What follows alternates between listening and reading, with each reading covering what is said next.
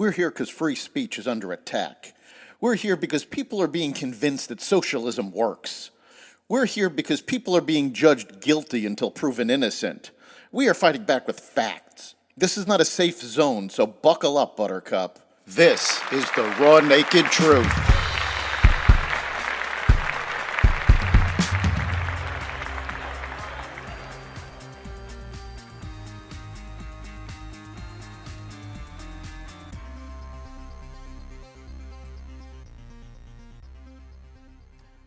The war in Israel is expanding. An EV manufacturer goes bankrupt. A Surgeon General's warning on social media and more. Welcome to the Raw Naked Truth. I'm your host Eric Lopkin, and here's the news you need to know. Israeli officials warned that the country is on the brink of a full-scale war with Hezbollah if the terrorist group continues to increase its aggression in northern Israel. The Israeli Defense Forces made the warning on Sunday, just a day before Israeli Prime Minister Benjamin Netanyahu was set to meet with Amos Hochstein, a top aide to President Biden. Biden's administration is pushing Israel to avoid a war in Lebanon, but IDF officials continue to highlight the outsized threat posed by Hezbollah compared to Hamas. Hezbollah's increasing aggression is bringing us to the brink of what could be a wider escalation, an IDF spokesman warned Sunday. Israeli Defense Minister Yoav Gallant echoed the statement in his own talks with Hochstein on Monday.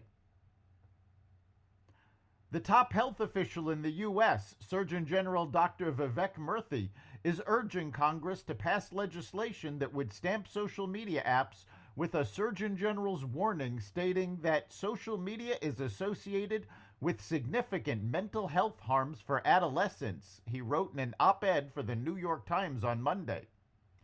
In his statement, Murthy referenced a 2019 study that found risks of depression doubled among teens who scroll for more than 3 hours per day, and a 2023 Gallup poll showing that U.S. teens log a daily average of 4.8 hours on social media.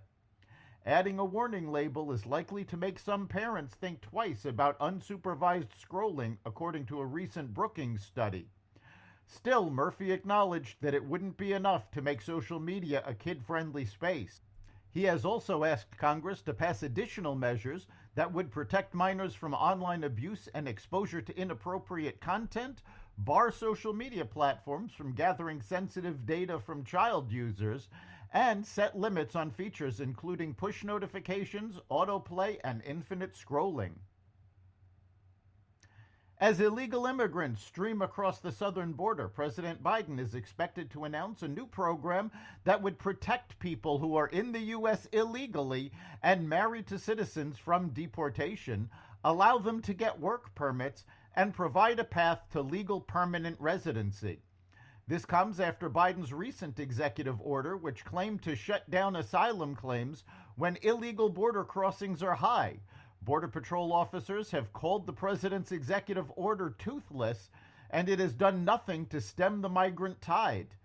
An illegal immigrant from Ecuador was arrested in New York this morning for raping a young girl, and illegal immigrant Victor Antonio Martinez Hernandez was arrested late Friday in Oklahoma for the murder of Rachel Morin, a mother of 5, and is also wanted for murder in El Salvador. Fisker, a much-hyped startup that sought to mimic Tesla's success, has filed for bankruptcy roughly a year after releasing its first electric vehicle model. The filing marks the second time an automotive venture by car designer Henrik Fisker has gone bust and follows weeks of quietly winding down its operations. The 7-year-old California-based company sought a cheaper and faster entry into the auto industry by outsourcing manufacturing, but struggled with the complexity of running a publicly held company. U.S. regulators on Monday sued Adobe Inc., accusing the software company and 2 executives of deceiving consumers by hiding the termination fee for a popular subscription plan and making it too difficult for customers to cancel subscriptions. The allegations came in a federal court complaint filed by the Justice Department upon referral from the Federal Trade Commission, according to an FTC announcement. Adobe responded in a statement Monday that it would defend itself in court. The complaint alleges that Adobe, known for design tools like Photoshop and InDesign, steered online consumers to its annual paid monthly subscription option by pre-selecting that plan as a default. The FTC also claims that Adobe buries disclosures related to its early termination fee for that plan in the fine print or under icons that users have to hover their mouse cursor over to see. The agency said Adobe has used that fee, which amounts to half of the leftover monthly payments if a user cancels within their first year, to ambush consumers to deter them from canceling their subscriptions. That's the Raw Naked Truth. You can catch every episode of The Raw Naked Truth at xvadio.com, the Apple Podcasts app, Google Podcasts, Spotify, iHeartRadio, Audible, Amazon Music, and other platforms that respect freedom of speech. We'll see you next time.